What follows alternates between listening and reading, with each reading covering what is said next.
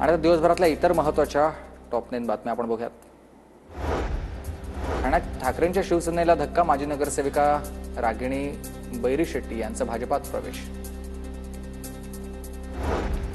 राहुल गांधींना नाशिक न्यायालयामध्ये उपस्थित राहण्याचे आदेश, स्वातंत्र्यवीर सावरकर यांच्याविषयी जाहीर सभेत आक्षेपार्ह वक्तव्य केल्याप्रकरणी याचिका। राज्यात यंदाचा उन्हाळा अधिक तापदायक ठरणार आहे, हवामान विभागाचा अंदाज आहे। मार्चच्या पहिल्याच आठवड्यामध्ये पारा 40च्या उंबरठ्यावर आहे। बीएमसीच्या गट अ वर्गाच्या परीक्षेमध्ये घोटाळ्याचा आरोप, विशिष्ट लोकांना प्रश्नासंदर्भात माहिती पुरवण्यात आल्याचा 500हून अधिक अभियंत्यांचा आरोप आहे। 25 फेब्रुवारीला झाली होती परीक्षा। उपमुख्यमंत्री एकनाथ शिंदेंच्या घराबाहेर ठाण्यातील सुपरमॅक्स कंपनीच्या कामगारांचं आंदोलन, वेतन दरवाढीसह इतर मागण्यांसाठी कर्मचारी आक्रमक, तर 3 वर्षांपासून वेतन मिळालं नसल्याचा कर्मचाऱ्यांचा आरोप। टोरेस घोटाळा प्रकरणी आरोपी हवाला ऑपरेटर अल्पेश खराला कोर्टामध्ये हजर करण्याचे आदेश, तर अल्पेश खरावर टोरेस घोटाळ्यामधील पैसे फिरवल्याचा आरोप आहे। धाराशिवमध्ये महावितरण अभियंत्यांची शेतकऱ्याशी बोलताना जीभ घसरली, आसुलोणी गावातील फीडर लाईन 5 दिवस बंद असल्याची शेतकऱ्यांची तक्रार। दरम्यान तक्रार ऐकून न घेता अभियंता अंकुश जाधवांकडून शेतकऱ्यांना उद्धट उत्तर।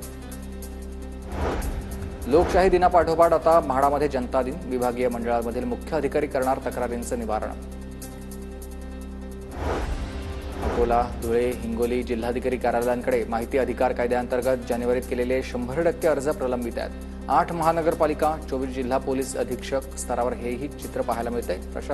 सामान्य प्रशासनाचा हा अहवाल आहे।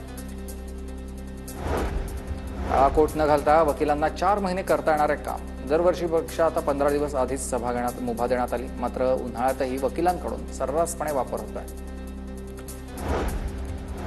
स्वारगेट बस अत्याचार प्रकरणानंतर महानगरपालिका अलर्ट झाली आहे। महानगरपालिकेच्या शाळेत विद्यार्थी ने-आण करणाऱ्या बसमध्ये नेमणार महिला सुरक्षा रक्षक।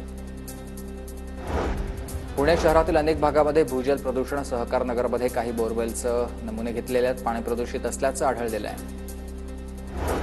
पुण्याच्या भोर पंचायत समिती आवारामध्ये पिंक ई रिक्षाचं प्रदर्शन, महिलांना पिंक ई रिक्षा पाहण्यासाठी प्रदर्शनाचं आयोजन।